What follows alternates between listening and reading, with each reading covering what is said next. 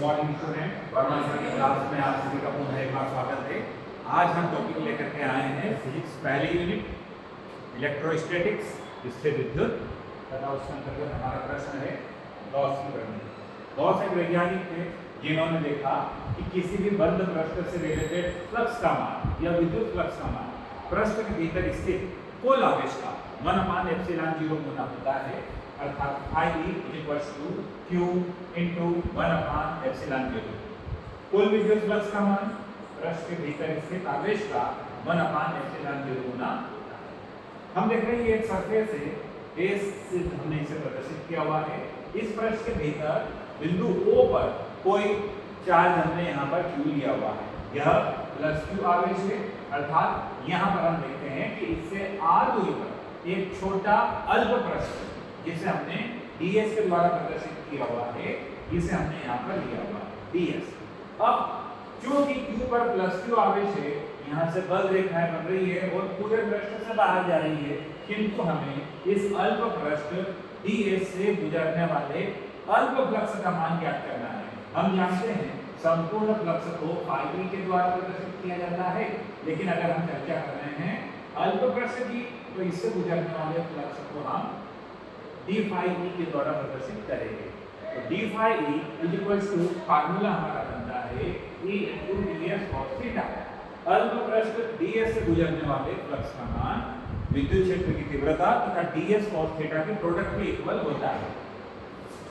O से ds पृष्ठ की जो दूरी है वह r है, तो पृष्ठ के बीच में बिंदु P हमने माना है। इस बिंदु P पर जो विद्युत क्षेत्र की तीव्रता है वह तीव्रता E = 1/4πε0 q/r² के द्वारा प्रदर्शित होगी। जो इक्वेशन हमने dϕ की बनाई हुई है, यहाँ E की प्लेस पर हम E की वैल्यू को पुट करते हैं, अर्थात E हटाते हैं और इसकी जगह पर इसकी वैल्यू को पुट करते हैं। वैल्यू हमने पुट की 1/4πε0 q/r², ये E की वैल्यू है, साथ में मल्टीप्लाई हो रहा है ds cos थीटा से। जैसे ही हमारा dϕ का फार्मूला हमारे सामने आया, हम देखते हैं कि ds cos θ/r², ये तो किसी अन्य वैल्यू को शो करता है। ds cos θ/r², यह अल्प घन कोण dω को निरूपित करता है, अर्थात यह राशि हमें यहाँ से हटाना है और इसको हमने रिप्लेस कर दिया dω के द्वारा। यह टोटल फार्मूला हमारा बन गया अल्प पृष्ठ से गुजरने वाले विद्युत फ्लक्स का।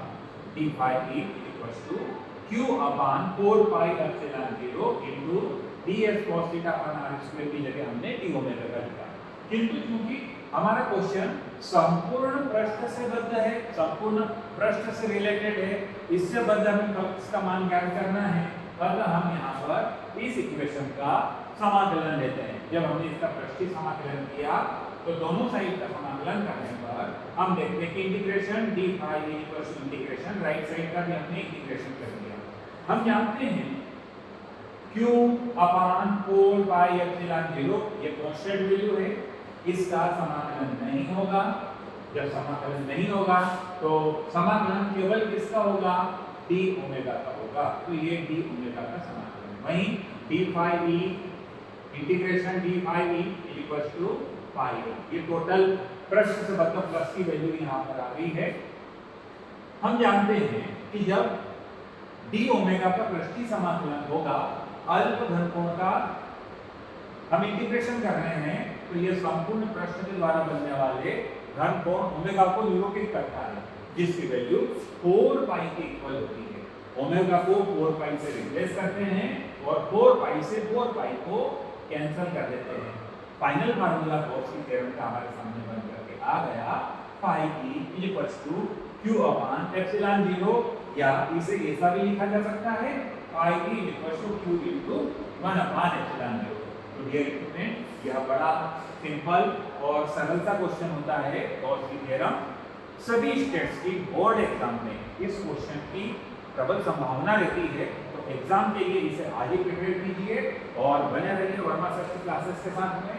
इसी तरह से हर टफ पॉइंट को सिंपलेस्ट रूप में समझने के लिए हमारा प्रयास है कि हमारी इस चैनल के द्वारा आपको फिजिक्स, केमिस्ट्री, बायोलॉजी सभी कक्षाओं के मेनली 11th और 12th के टॉपिक्स सरल भाषा में अवेलेबल करवाए जाएंगे। हमारा वीडियो लेक्चर आपको पसंद आया हो तो इसे लाइक कीजिए और हमारे चैनल को